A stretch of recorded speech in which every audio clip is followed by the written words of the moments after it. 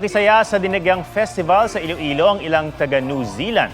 Sa videong ito, maririnig ang chanting sa itinanghal na haka ng Maori youth performers.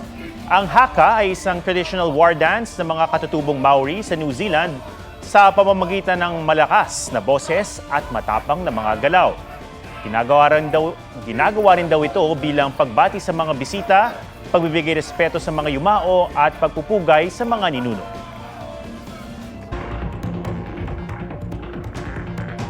Ang 3 dekada ng sigalot sa Democratic Republic of Congo sa Africa, lumala ng makubkob ng rebeldeng grupo ang syudad ng Goma. Nilusob ng mga armadong rebelde sa sentro ng syudad sa Eastern Congo.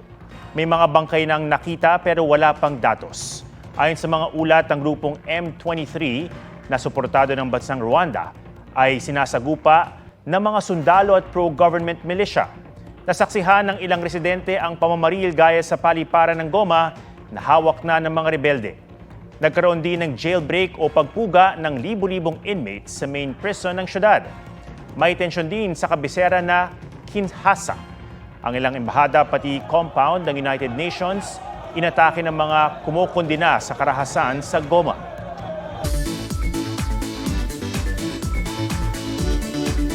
Hindi lang mga Pinoy kundi maging dayuhan na akit ng isang bundok sa Zambales. Matapos itong akitin, pwede namang magtampisaw sa Nagsasa Cove. G-Tay dyan kasama si Ian Cruz. May tuturing na most hiked mountain sa Zambales, ang Mount Balingkilat. Pati foreigners na hikayat umakyat, tulad ng Japanese na si Heita Motomura na 5 taon nang ine-explore ang Pilipinas. But it gets really steep here.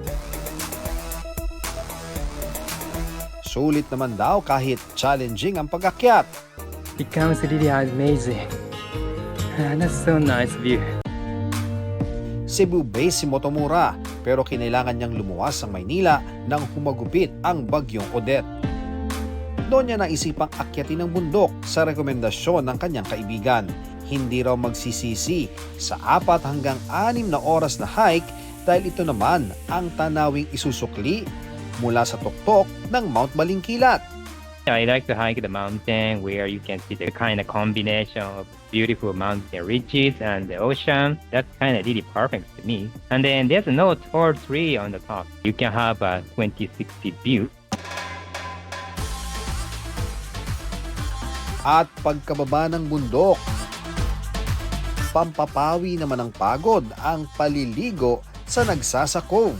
Para kay Heita, maraming magagandang bundok ang Pilipinas na talagang nakakahumaling, gaya ng ilang inakyat na niya. Yeah, it's kind of underrated to be honest. Traveler or a foreign tourist like me, because the Philippines is basically for beaches.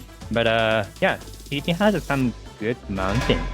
Ian Cruz nagbabalita para sa GMA Integrated News. Huwag magpahuli sa mga balitang dapat niyong malaman. Mag-subscribe na sa GMA Integrated News sa YouTube.